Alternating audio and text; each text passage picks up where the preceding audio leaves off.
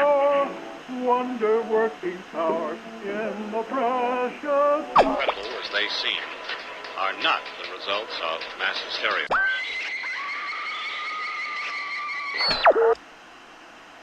You may wish to adjust the dial. You're currently tuned into the wrong station.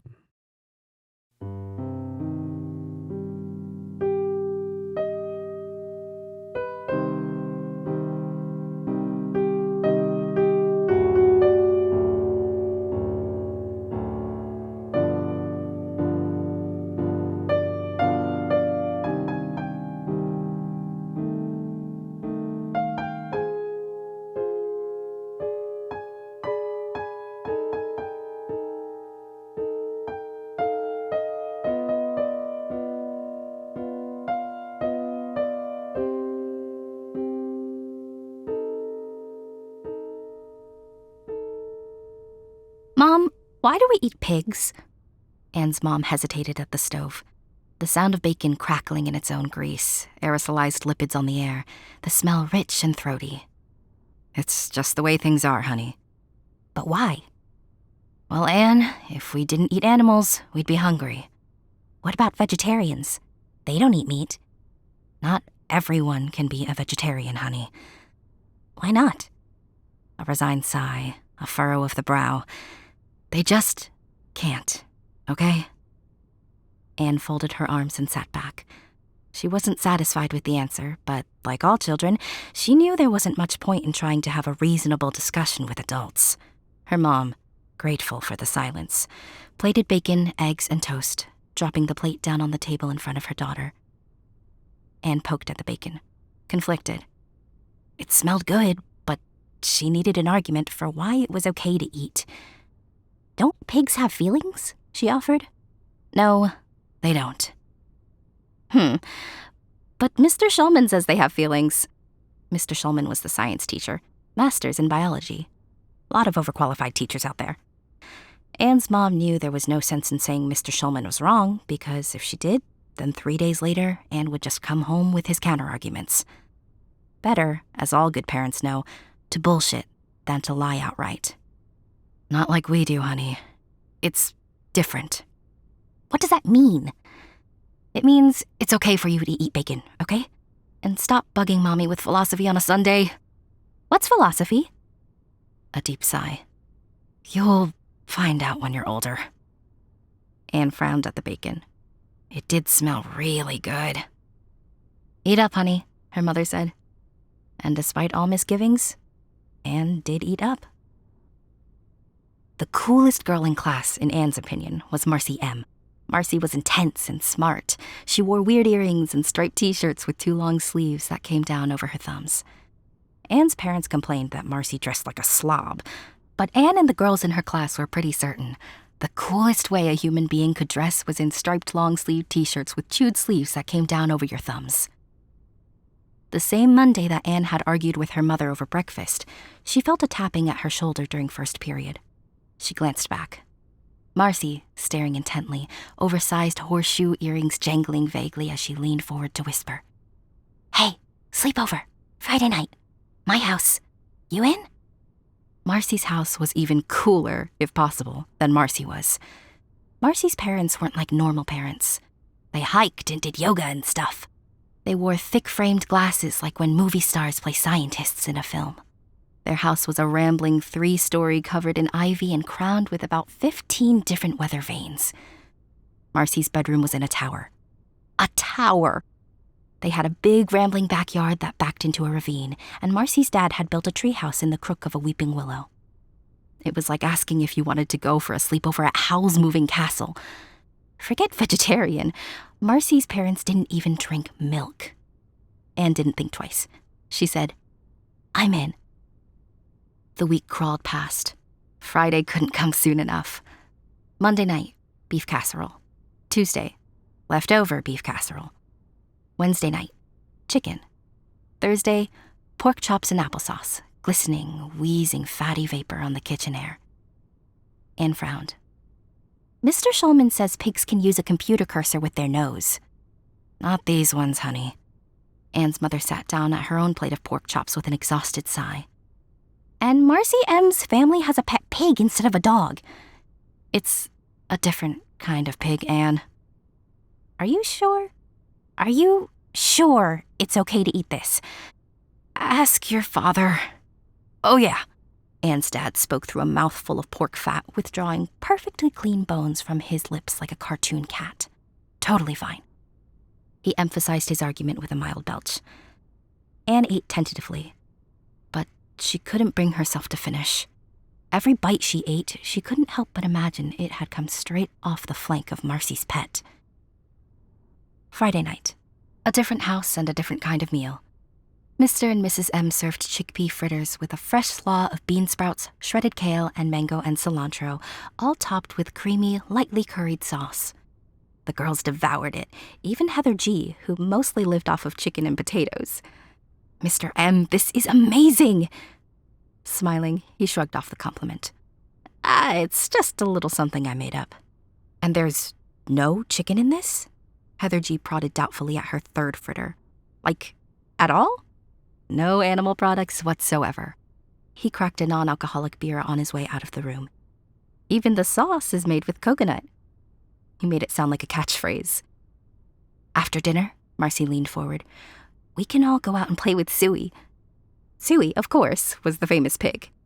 Wow, yes, cool, said Heather Alexandra Caroline. It's so cool you have a pet pig, Anne sighed. Suey's more than a pet. Marcy was serious. She's part of the family. After dinner, the girls found Sue all curled up in the shade beneath that willow tree out back. Frankly, she wasn't what Anne had expected. No pink and pretty, slender thing of snuffling snout and bright eyes, but a big gray hog. 200 pounds at least, with low, squat legs and upturned hooves. The eyes not bright with curiosity, but glittering with a kind of bitter intelligence. Yet at the sight of her, the girls all squealed and rushed forward to rub her meaty flanks and pet her furrowed piggy brow. All except Anne, who held back feeling somehow suddenly embarrassed, ill at ease. The memory of last night's pork chops at the forefront of her mind. Slowly, the pig raised its heavy head and stared at her, looking her directly in the eyes.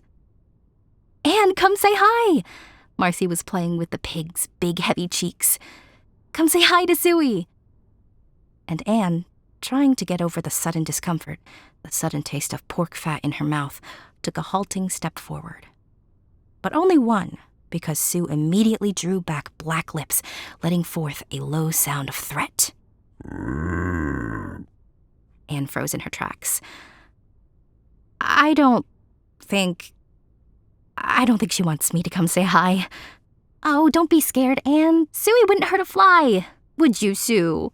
And so Anne took another slow step forward. But before she could place a tentative pat on Suey's head, the pig lunged, jaws snapping, yellow teeth clacking heavy on the evening wind. Anne shrieked and fell backwards, landing hard. Sue snorted. Contemptuous, she rooted back into her patch of dirt, settling with a baleful eye in Anne's direction. Anne! Marcy sounded disappointed. Sue just wanted to give you a little kiss. But Anne wasn't sure that's what the pig had wanted. She wasn't sure of that at all. As night was already falling, the girls went back inside. They made popcorn with margarine and nutritional yeast and watched an old movie that felt too grown up for them, but which Marcy's parents said was okay. Notting Hill. They stayed up late talking about the movie and decided in the end that it was good but problematic. They all slept in and Mrs. M made huge and fluffy pancakes for their breakfast. Altogether, it was the most fun Anne had ever had at a sleepover, and she didn't think an unhappy thought until her father came to pick her up at lunch. On her way to the car, she turned back to wave at Marcy and her parents. And there, waiting in the dimness behind the diamond-paned front room window, Sue. A pale vagueness staring out with malice in her small black eyes. 6 weeks later, Thursday, pork chop night at home, a tap on her shoulder in first period. Marcy M. in chunky peacock feather earrings. Hey, I know it's late notice, but my parents say I can have you guys for a sleepover again tomorrow. You want to come?" And the first thing that jumped into Anne's head was the sight of Sue's yawning jaws lunging toward her at the willow tree, the heavy yellow teeth within, the pale ridges of the upper palate. She could taste the pig fat in her mouth and almost answered no. "Anne? You okay?" But she caught herself. Yes, of course I want to come." She was letting her imagination run away with her. Sue couldn't know that she ate pork. Sue wasn't out to get revenge. Sue was just a pig, that's all. Her friend's pet pig, who was part of what made Marcy's sleepovers so fun. Anne pushed the vision of yellow teeth as far from her mind as she could and told her friend, "I can't wait." The next night was just as fun as the sleepover before.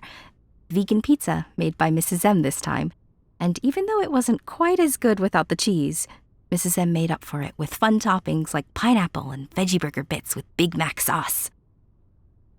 By now it was late fall, so instead of running outside to play with Sue, the girls found her in the living room and spent a half hour prodding at her chubby hands and playing with her floppy ears while she sighed contentedly at the attention. Even Anne, to her surprise, was welcome, and as she gently petted Sue's head, the hog squinted up at her with benediction. "See," said Marcy, "Suey wasn't trying to bite you last time. She was just trying to say hi." As if to illustrate this point, the pig launched forward and planted a snuffling kiss on Anne's cheek. It actually hurt a little bit because Sue was so big and heavy, but it was such a fun gesture that Anne laughed along with the other girls and felt like a part of the group at last. After that, the girls left Sue nestled on the ground floor couch and ran down to the basement den where they played hide-and-seek and drank sugary drinks and watched Never Have I Ever, which Alexander Saxton declared the best show ever made, even though it's old. It was almost midnight by the time they went to sleep, and Anne instantly fell into dreams as sweet as real life. Sometime in the night, a low thud woke her. Then another. Then another. All the girls were lying in their sleeping bags on the thick carpeted floor of Marcy's basement. Heather G. was snoring lightly. Caroline C. had her arms around the teddy bear she'd smuggled in. All the house was quiet, except for the faint rattle of dry leaves on the driveway and for the steady thump of someone coming slowly down the stairs. Anne sat up, squinting, the glossy stairwell banister barely standing out from the darkness. "Hello?" she whispered. "Someone there?" A quiet answer came. "Oh, Suey, it's just you." Anne relaxed a little. She wasn't sure who she thought it would be. Some shapeless, ominous force, some basement monster. "You scared me a bit." Now her eyes were a little used to the darkness. She could make out the round bulk of Sue's body on the stairs, the faint reflected glimmer of beady eyes as the pig watched her. And suddenly, she felt uneasy again. The moment was stretching out, and the pig was still staring at her, like from the front window before, like just before she'd lunged at the willow tree. Anne told herself to stop being crazy. She turned and rolled over and plumped her pillow and tried to go back to sleep. But she could still feel the twin stars of the pig's eyes shining down from the stairwell, their dim light hard and uncomfortable, digging into her back like iron bolts loose from the back of a chair. Thud, thud, thud, thud. Then the heavy upturned hooves were muffled by the basement carpet. Anne could still feel the pig's hard stare, but now she wasn't sure where in the darkness it was coming from. There was a concrete floor beneath the heavy carpet. No vibration could pass through it, not even from Sue's heavy tread.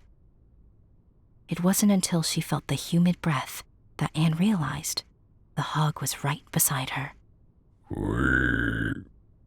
She opened her eyes, baleful stars leering mere inches from her face, the reeking darkness of a panting, open maw.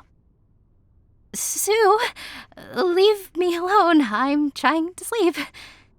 The hog only pressed in closer, nose to nose, black eyes boring through her skull, into her secret thoughts and fears and shames. The taste of pork fat in her mouth. Then, the pig slammed its head into her. Ow! She drew the sleeping bag up around her and scrambled back. The other girls shifted in their sleep but did not wake. She dropped her voice.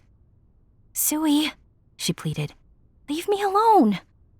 But the pig only advanced, hooves silent, eyes bright, chest heaving.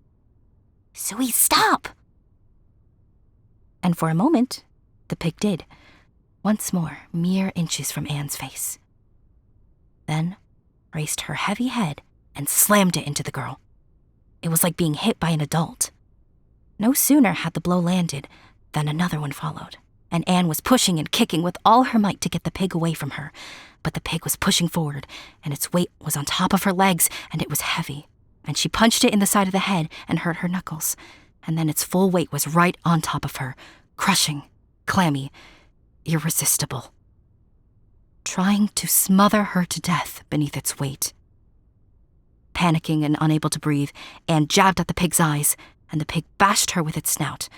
And she kicked and thrashed and was lucky the outside of her sleeping bag was made from slippy rayon, because she was able to slither out from underneath that weight and scramble to her hands and knees and scuttle halfway up the stairs before she even knew what her body was doing. Sue followed, but only to the bottom of the stairs. With her bulk and stubby legs, she couldn't catch Anne up there. The girl took a moment to catch her wild breath. The pig just stared with hard, accusing eyes. What's wrong with you? Said Anne. The pig would only answer. We. The next morning, she awakened to the sound of the other girls calling her name. I'm up here. They all came a clamber up the steps. Oh my God, Anne, Marcy was saying. You should have seen Zoe this morning. She was so cute, all curled up in your sleeping bag, snoring. So cute, Caroline confirmed. Like a giant baby. Oh, you should have seen it. Hey, what are you doing up here anyway? Anne had spent the rest of the night sleeping coldly on a sofa in the living room. The room had a wooden single door on one side, glass French doors on the other. She'd been able to lock and barricade both. At some point in the night, Zoe had lumbered up the steps and tried to push her way through into the room. Anne had laid frozen, still on the sofa, waiting for her to go away. At last she did, lumbering back down the steps to nuzzle up with the other girls. But Anne hadn't gone back to sleep. Oh, Zoe sort of woke me up in the night, Anne said. Just, rooting around and stuff. I had to sort of shut myself in here. Oh, did she? Man, I didn't hear a thing. Sorry about that. Bad Zoe. Oh well, at least you were able to get some shut-eye in here, right? Well, you still look pretty tired, Anne. Next time we'll have to camp out up here. Anne said that sounded great. They ate a big breakfast of cereal and smoothies and yogurt and gossiped about the teachers at their school. Then they went their separate ways. Anne conveniently forgot her sleeping bag downstairs. She didn't want to get trapped down there again. Marcy brought it for her on Monday. Later that week, Anne's parents tried to serve her pork, and for the first few bites, Anne ate viciously, picturing the great gray hog who had tried to smother her. But after that, she felt sick and pushed the plate away. And that night, she was haunted by evil dreams of vast factories, of pigs in pens and men hitting them in the head with hammers, of pigs still breathing as the buzzsaws cleaved their flesh, of piglets drowning in their mother's blood. 9 weeks passed, the bottom of the year and coldest, deadest stretch of all. A tap on the shoulder in first period. Hosting a sleepover this weekend, Marcy said. We're gonna roast marshmallows in the fireplace. You in? And even though that sounded like the best thing in the world, Anne hesitated. Can we stay in the living room this time? I just don't want to get woken up by Zoe again. The bitter, staring eyes, the crushing gray bulk of that body, the taste of blood-drowned piglets in her mouth. Of course, said Marcy understandingly. Sleep is so important. We always try to get 8 hours at our house. Anne accepted the invitation, but it was with a hollow feeling of dread. She knew by now she wasn't crazy. That pig was out to get her. But she also knew she couldn't say that without sounding crazy, without alienating her new friends, especially Marcy. She thought she would just have to stay up the whole night to keep watch. Then, on her way out of the classroom, she came up with an idea. Once again, and of course, and as ever before, the evening of the sleepover turned out to be one of the best of her life. Mr. M cooked another amazing meal. They roasted vegan marshmallows and watched a movie and fell asleep together in the living room, that room still redolent of wood smoke. Anne waited until after everyone had fallen asleep to put her plan in motion. She crept out of her sleeping bag and checked the doors, made sure they were latched, found a lock on one and threw it. And for the French doors, she dug into the bottom of her backpack and produced a half-dozen rubber door stops stolen from the school over the previous week. She'd never stolen anything before. Stealing was wrong. It was also wrong to shoot terrified animals in the skull with a bolt gun, but she was complicit in that too. She shifted furniture as best and as quietly as she could, so that it would block the path of an opening door. Then, she moved her sleeping bag to the couch and tried to fall asleep. Secure for now. But beyond those barricaded doors, the slow, clicking footstep of Zoe, circling the living room like a shark. The shadow of her at the French doors, rising up improbably on rear legs to try the knob. The knob turning slightly, but the doors refusing to give. That shadow fell back to all fours and resumed its pacing. Slowly, slowly, slowly. Anne shuddered and huddled up in the sleeping bag. Tried to fall asleep. And then lay there awake, thinking of pigs. Each time a car went past outside and its curtain-dimmed lights strobed across the ceiling, she imagined a cattle truck packed with swine for the slaughterhouse. The factories of death. Mothers taken from their children, piglets from their mothers' teats. She pictured great whirling machines like bladed windmills or tunnel turbines filled with knives. Killing machines as tall as the Statue of Liberty, standing blue within the vast blue darkness of the slaughterhouse, and all the thousands of pigs, dwarfed, minuscule against the size of those massive whirling blades, all squealing mournfully as they were drove en masse into the steel oblivion. At some point, these imaginings faded into dreams where it was her own huge jaws and ridged white palate and yellow teeth the pigs were herded into. Grease and pig's blood spiraled like a whirlpool down her throat, and she followed the flood into ever deeper dreams, and ever deeper, deeper into darkest, squeal-haunted sleep. She awoke again to warm gold light and the sound of cooking bacon. Rolled over in her sleeping bag and yawned and stretched, feeling rested, feeling content despite the dreams. For she'd made it through to morning, and Sue hadn't managed to get in. She climbed out of her sleeping bag. Marcy, Heather, Caroline, and Alex were still all curled up nearby, and Anne felt a little shock as she looked to the window, for it was dark frozen and still nighttime beyond the spidered panes. That golden light was only streaming through the frosted glass of the French doors that led to the kitchen. The smell of bacon, welcoming and rich, like Sunday morning. Of course, Marcy's parents were early risers. They were always hiking, doing things like that. It only made sense. Bleary-eyed and still half asleep, she stumbled to the kitchen door and kicked away the stops. That click of the latch letting in the warm smell, the golden light, the pleasant, homey sizzle of bacon in the pan. "Morning, Mrs. M." Mumbling, she closed the doors gently behind her so as not to wake the others. Still rubbing her eyes, she wandered to the table and climbed into an old chair. Chrome legs and beige-upholstered vinyl seats and backs. Comfortable. A plate and fork and napkin were already waiting for her at the table. Mrs. M responded with a single word. Wee. Anne's drowsy eyes suddenly snapped wide, and as they focused on the figure at the stove, they saw not Marcy's mother standing there, but Sue, braced with 2 rear legs on a kitchen chair pushed up against the oven, and one front leg against the front edge of the stove. With her other hoof, she was using the dew claw as a kind of crude thumb, and had a little spatula clasped between it and the heel of her hoof. She was pushing strips of sizzling meat around the pan, and it was something she must have done before, because she wasn't even looking as she did it. She had her eyes fixed on Anne. Ooh.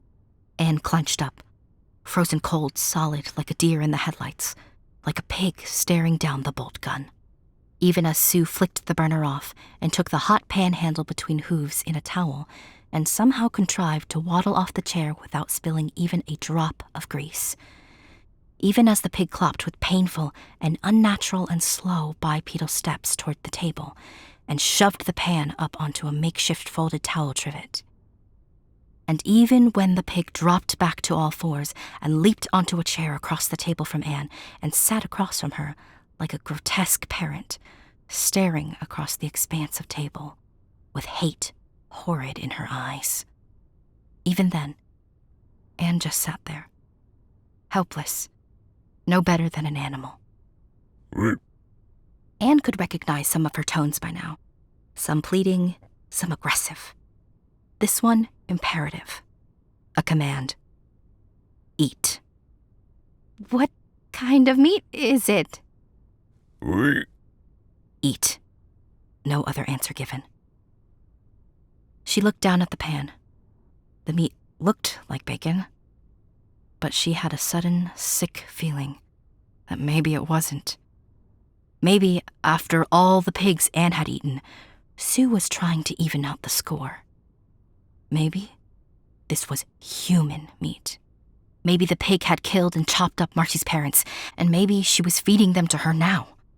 Maybe after that, she'd chop her up as well and feed her to Marcy and the other girls before eating them too. Or maybe it was just bacon. And maybe that wasn't any better, because Sue was a pig. And if Sue cooked pig and fed it to her, then that was a form of cannibalism too. Anne could only imagine what it would take to cook the meat of your own kind and feed it to someone. But when she looked into those round black eyes and saw the hatred there, the righteousness, she knew Sue was up to it, was capable of anything. Before Sue, there sat no plate, no fork or napkin, only a kitchen knife, deliberately placed. A finality in Sue's tone. This is the last time I'm going to tell you. I don't want to eat this, Anne said. Bitterly ironic. Please. Anne was on the brink of tears. Please, I don't want to eat this.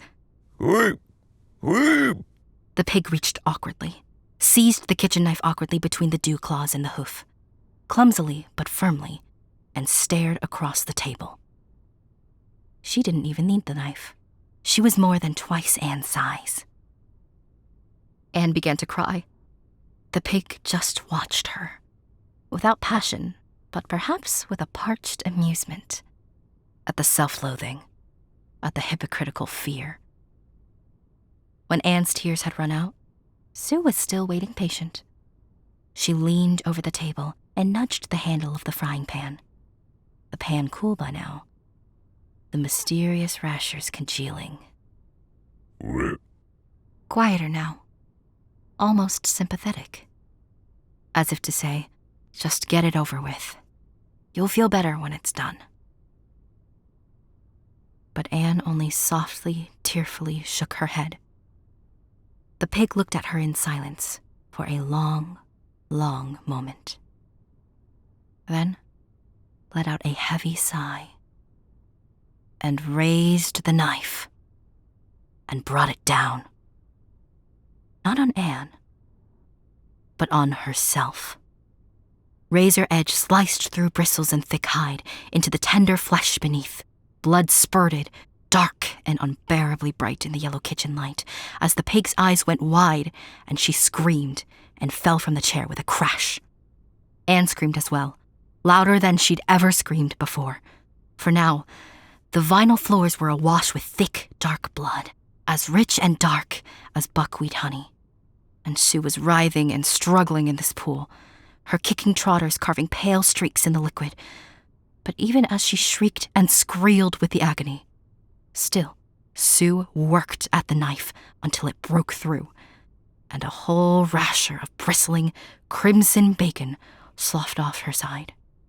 No sooner had it fallen than she plunged the knife into herself again, sawing and working until the blade would stand up straight inside her on its own, and then she fell to her side and began to spasm in the gore, shrieking all the while Anne screamed, and the pig's blood fountained against the wallpaper, and a moment later, Marcy and the other girls appeared at the kitchen door and began to scream as well. Then Marcy's parents were there, and Marcy's mom was screaming, and Marcy's dad was calling the police, and Marcy was on her knees in the blood beside her pig, sobbing and cradling Sue as she looked up at Anne with sick terror on her face. "What's the matter with you?" she screamed. "You cooked her? How could you do it? How could you eat my Sue?" And all the while, the pig's black eyes stared up at Anne, all dark with pain and loss and lonely hate.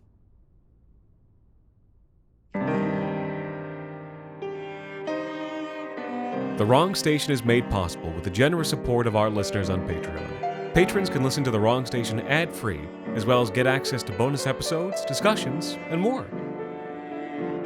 This week's episode, Rashers, was written by Alexander Saxton and performed by Zoe Lee. Thank you to Mantup Freeman, R.L. Shan, Psychotic Dan, Justin Peterson, and a very special thanks to Heather Gallagher, Alexandra Cruz, and Carolyn Crosby for helping us keep the lights, well, off. The Wrong Station is co-produced by Alexander Saxton, Anthony Botello, and Jacob Duarte Spiel, with music composed and performed on the piano by Ilan Citrin, and arranged for the viola and performed by Viola Schmidt. You can follow The Wrong Station on Twitter, Facebook, and Instagram, and email us at thewrongstation@gmail.com. And until next time, thank you for listening.